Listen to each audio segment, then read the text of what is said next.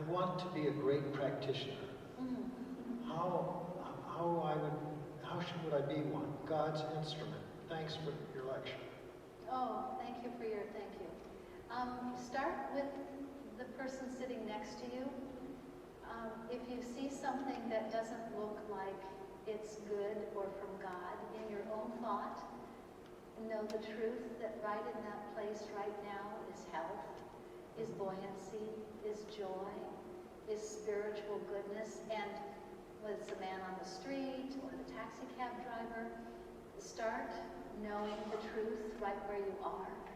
I didn't want to be a religious person, and I sure as heck didn't think I was ever going to be on stage talking about God or married to an army chaplain. I was too cool. But Christian Science showed me how to love.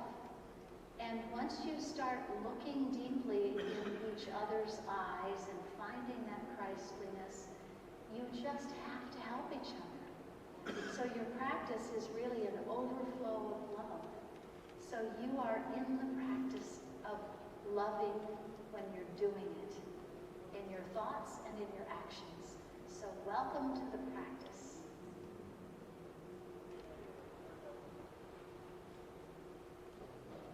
If you're in a relationship where there's a lot of love, but it doesn't seem right for marriage, how does one pray about overcoming devastation of a breakup or the sense of personal attachment?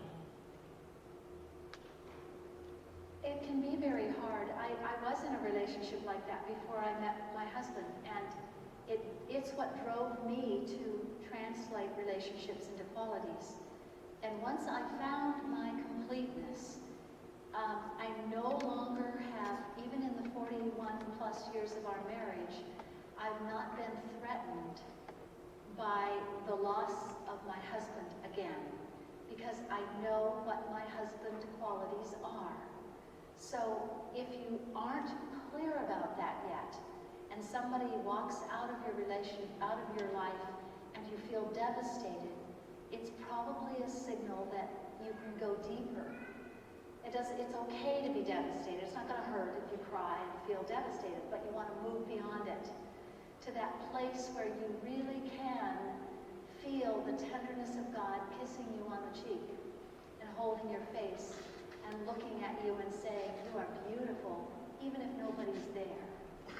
So that's the deepest, most wonderful sense of affection that doesn't walk out, ever.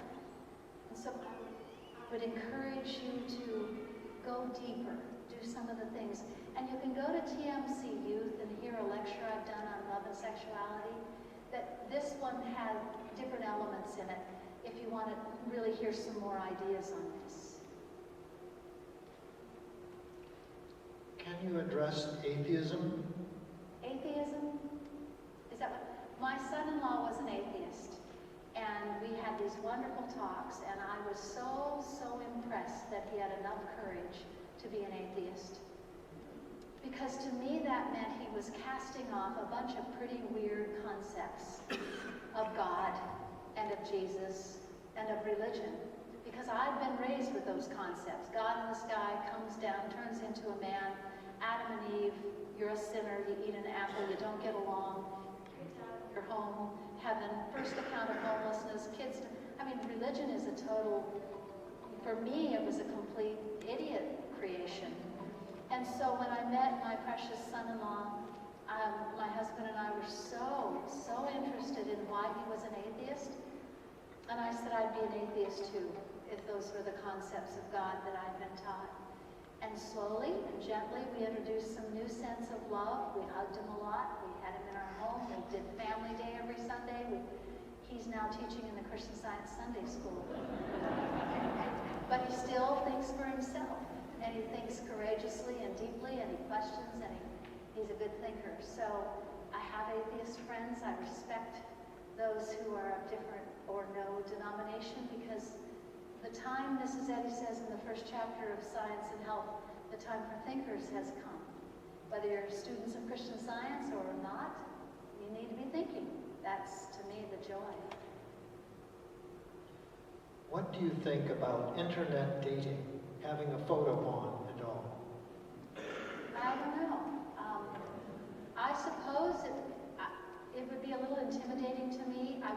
advise my kids to do it probably.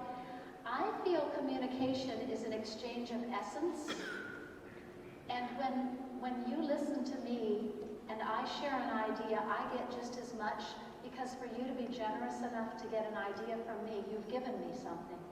You've exchanged your willingness for my kindness. We've swapped. We've exchanged an essence.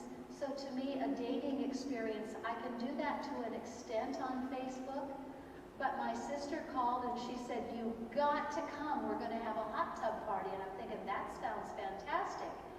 We're going to be at Yeovil, which is this internet place, at 3 o'clock. And I'm like, we're going in a hot tub? So I go to Yeovil, and there's these little people that big, and they're like walking around, and my sister's going, "Isn't this fun?" I'm thinking, no, I can't even feel the water, you know?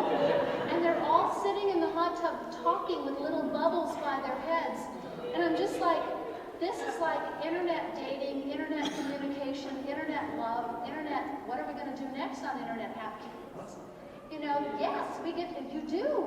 I'm thinking I'm going to give a lecture on Yeovil if I can find the church. But I need somebody.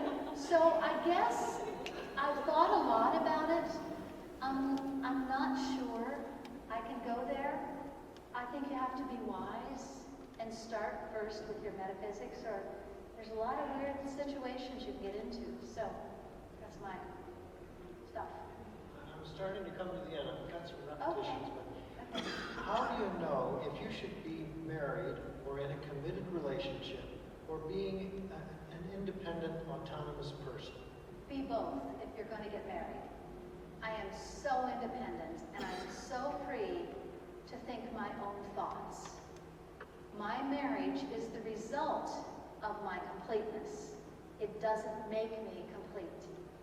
And my husband and I made a deal when we met that it was God first and our relationship second. My marriage supports my independence, my right to think freely, my right to think my own thoughts, and to express love in a commitment, in a relationship where I need to express love to learn more about qualities of God and experiment with those qualities like tenderness. I've learned how to express it because of my relationship more deeply than I could without a marriage.